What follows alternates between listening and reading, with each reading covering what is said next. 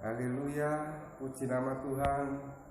Bapak Ibu Saudara sidang jemaat Tuhan dimanapun saudara berada, kita ketemu lagi lewat kesempatan pada hari ini. Kita bertemu kembali di dalam persekutuan kita dengan Tuhan. Haleluya.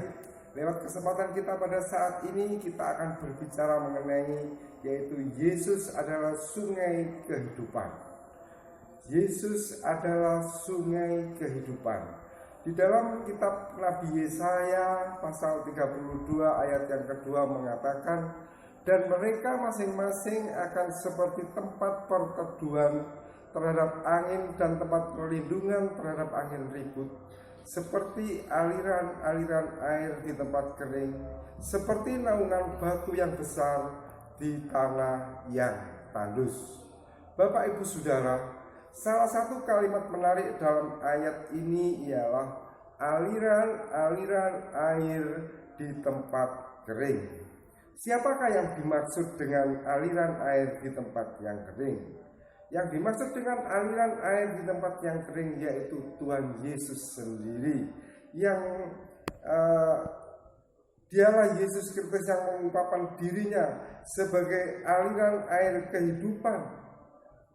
Aliran air kehidupan kepada kita semuanya.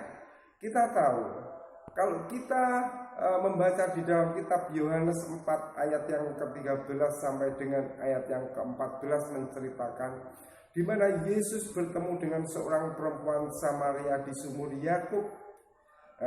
Disitulah perempuan ini mendapatkan aliran air kehidupan yang datangnya dari Tuhan Yesus sendiri. Lewat kesempatan ini kita akan mempelajari dua hal. Yang pertama yaitu Yesus sungai pada tempat kering membuktikan dialah sumber hidup kita. Di mana ada air, di situ ada kehidupan. Karena air identik dengan kehidupan.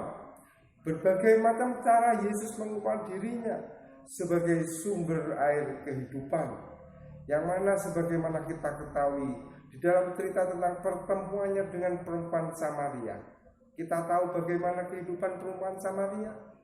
Walaupun dia seorang perempuan, tetapi dia mempunyai beberapa orang suami, dan hidupnya adalah kehidupan yang mengejar kesenangan dunia, tetapi kehidupannya tidak berkenan di hadapan Tuhan.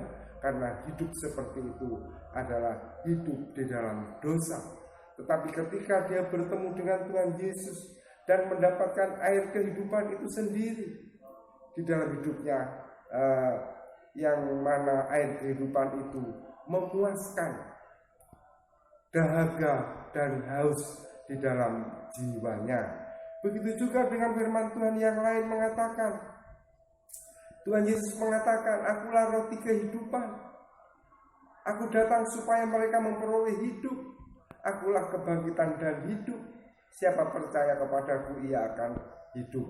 Aku hidup dan kamu pun akan hidup. Karena di dalam Yesus Kristus ada kehidupan. Sebab Yesuslah yang mempunyai kehidupan ini. Dan yang kedua, hal yang kedua mengatakan bahwa Yesus membuktikan bahwa dialah sumber kepuasan kita. Kalau kita membaca di dalam kitab Amsal 30 ayat yang ke-16 mengatakan bahwa bumi ini tidak akan pernah puas dengan aliran air. Haleluya. Haleluya. Tetapi Yesuslah sumber kepuasan kita. Sebagaimana pertemuan Yesus dengan perempuan Samaria yang sudah melepaskan, yang sudah menghilangkan haus dahaga di dalam jiwanya, tetapi perempuan ini juga mendapatkan kepuasan dalam dirinya. Dan Yesus membuktikan bahwa air kehidupannya mampu mengubah kehidupan perempuan Samaria ini untuk menjadi lebih baik dan lebih baik lagi. Begitu juga dengan kisah seorang Zakius, di mana dia walaupun mempunyai harta yang banyak dengan berbagai macam cara, tetapi di dalam hidupnya belum ada kepuasan.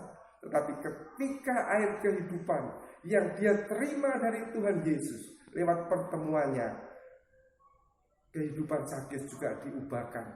di mana kehidupan yang tidak ada kepuasan diubahkan, kehidupannya itu sendiri berubah 180 derajat, kehidupannya menjadi baik dan jiwanya pun mendapatkan kepuasan itu sendiri. Pada saat ini saya tidak tahu apa yang menjadi hal-hal atau persoalan-persoalan yang tidak memberikan kepuasan dalam hidup kita. Mungkin pekerjaan kita, masalah kita, kerinduan hati kita. Maka dari itu, marilah kita datang kepada Yesus. Kita mendekat kepada Tuhan. Kita memohon kepada Tuhan air kehidupan itu sendiri. Sehingga aliran air, yaitu Tuhan Yesus itu juga mengaliri kehidupan kita, memuaskan kehidupan jiwa kita. Haleluya, Bapak Ibu Saudara yang dikasihi Tuhan. Jikalau kita berbicara tentang air, bahwa Yesus adalah air kehidupan, saya ibaratkan kita ini sebagai ikannya. Ikan tanpa air tidak akan hidup, alias mati. Demikian juga kita akan mati bila tidak mendapat air hidup yang datangnya dari Tuhan Yesus. Maka dari itu marilah kita datang kepada Tuhan.